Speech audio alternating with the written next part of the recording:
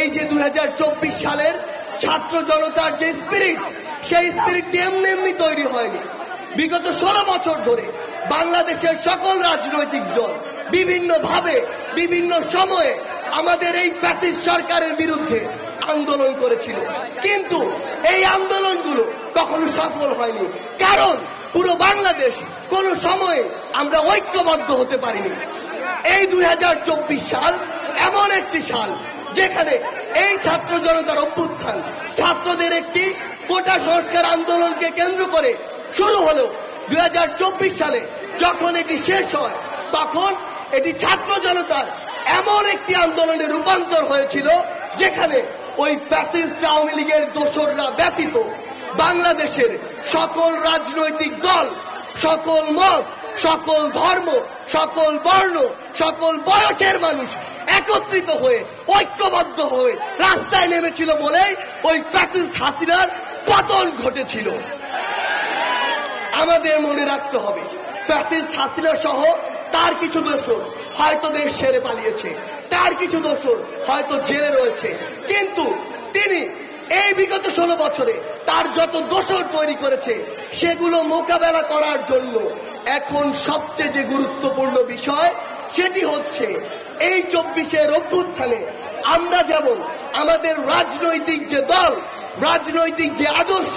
সেগুলোকে এক পাশে রেখে কাঁধে কাঁধ মিলিয়ে ওই রাজপথে নেমেছিলাম, একইভাবে ওই ফ্যাসিস্টদের দোসরদেরকে প্রতিহত করার জন্য যতদিন না এই বাংলাদেশে একটি সুষ্ঠু নির্বাচনের মাধ্যমে জনগণের সরকার আসছে, ততদিন পর্যন্ত সকল রাজনৈতিক দলকে ঐক্যবদ্ধভাবে ফ্যাসিস্টের সকল দোসরকে প্রতিহত করতে হবে। আমরা যারা সকল রাজনৈতিক দল, সকল ছাত্র জনতা মিলে এই ছাত্র জনতার অভ্যুত্থানটি ঘটিয়েছি, আমরা যেই রাজনৈতিক আদর্শেরই হই না কেন, আমরা যদি আজকে নিজেরা নিজেদের মুখোমুখি দাঁড়িয়ে যাই একটি নতুন জনতার সরকার নির্বাচিত হওয়ার পূর্বে, তাহলে ওই ফ্যাসিস্টের দোসররা যারা এখন গর্তে লুকিয়ে আছে, যারা এখন আত্মগোপনে রয়েছে, তারা দুইটা কাজ করবে। এক, আমাদের নিজেদেরকে লাগানোর জন্য তারা সর্বোচ্চ চেষ্টা করবে, নিজেদেরকে মুখোমুখি দাঁড় করিয়ে দিয়ে তারা পিছন থেকে মজা নিবে। এবং তৃতীয়ত, আমরা নিজেরা যখন নিজেদের মধ্যে সংঘাতে লিপ্ত হব, এই সুযোগটি নিয়ে তারা তাদের দেশের ভিতরের, দেশের বাইরের যত দোসর রয়েছে সকলকে নিয়ে আমাদের উপরে পাল্টা আরেকটি হামলা করবে।